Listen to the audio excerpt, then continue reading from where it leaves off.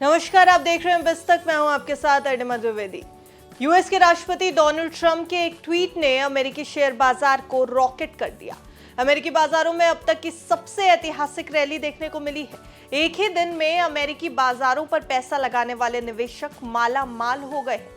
अमेरिकी बाजारों में इस रैली को पूरे साल के लिए अच्छा माना जा रहा है। अमेरिकी शेयर बाजार की इस रैली ने इतिहास रच दिया है।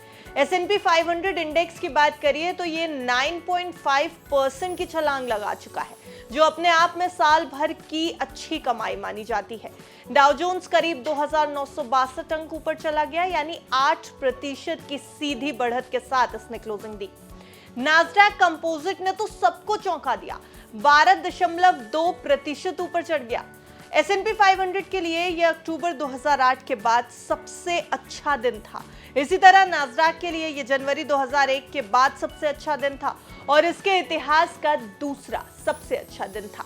डाउ जोन्स में पिछले 5 साल में सबसे बड़ी तेजी आई है। ये सिर्फ एक दिन की बात है। अमेरिकी बाजारों का एक ही दिन में 10% चढ़ जाना बहुत बड़ी बात मानी जाती है। 10% का रिटर्न अमेरिकी बाजार साल भर में देते हैं, इसलिए इस रैली को साल भर के लिए अच्छा माना जा रहा है। देखिए, बुधवार को जब अमेरिकी मार्केट्स खुले तो निवेशक टेंशन में थे। अमेरिकी इकोनॉमी पर मंदी का खतरा भी मंडरा रहा था।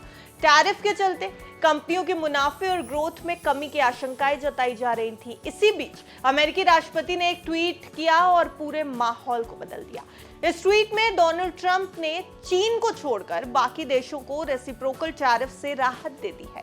ट्रंप ने 90 दिनों के लिए रेसिप्रोकल टैरिफ्स पर रोक लगा दी है, लेकिन चीन पर टैरिफ 104% से बढ़ाकर 125% कर दिया गया है। ट्रंप ने कहा है कि 75 देशों से अमेरिकी टैरिफ पर बातचीत के लिए संपर्क भी किया गया है। ट्रंप की इन्हीं 4 लाइनों ने अमेरिकी शेयर बाजार में उत्साह पैदा कर दिया है। डरे हुए निवेशकों का हौसला बढ़ गया है और अमेरिकी बाजारों में एक दिन की सबसे ऐतिहासिक तेजी देखने को मिली है। अमेरिका की टॉप कंपनियों के शेयरों में 20% से ज्यादा की तेजी देखने को मिली।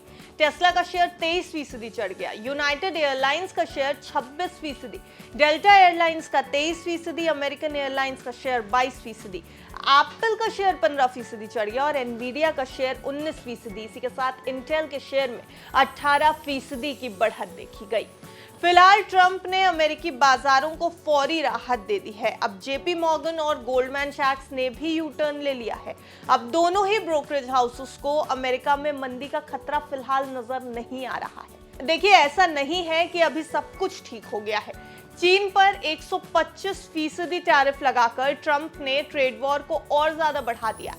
फिलहाल अच्छी बात यह है कि अमेरिका बेयर मार्केट से बाहर आ गया है। जब मार्केट उच्चतम स्तर से लगभग 20% टूट जाए तो इसे बेयर मार्केट कहा जाता है। बुधवार को अमेरिकी ट्रेजरी बॉन्ड्स की नीलामी भी सफल रही, जिससे यह संकेत मिला कि हालात फिलहाल काबू में है।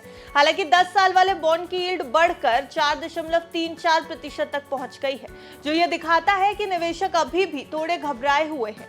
यील्ड बढ़ना इसलिए चिंता की बात होती है क्योंकि इससे होम लोन, कार लोन और बिजनेस लोन महंगे हो सकते हैं। इस पूरे घटनाक्रम से एक बड़ी सीख मिलती है। सीख ये कि बाजार को टाइम करना कितना मुश्किल है। कुछ ही दिनों पहले जब बाजार गिरा था, कई निवेशक डर के मारे अपने स्टॉक्स बेच चुके थे, लेकिन अब जब इतना बड़ा उछाल आया, वो लोग उस फायदे से चूक गए।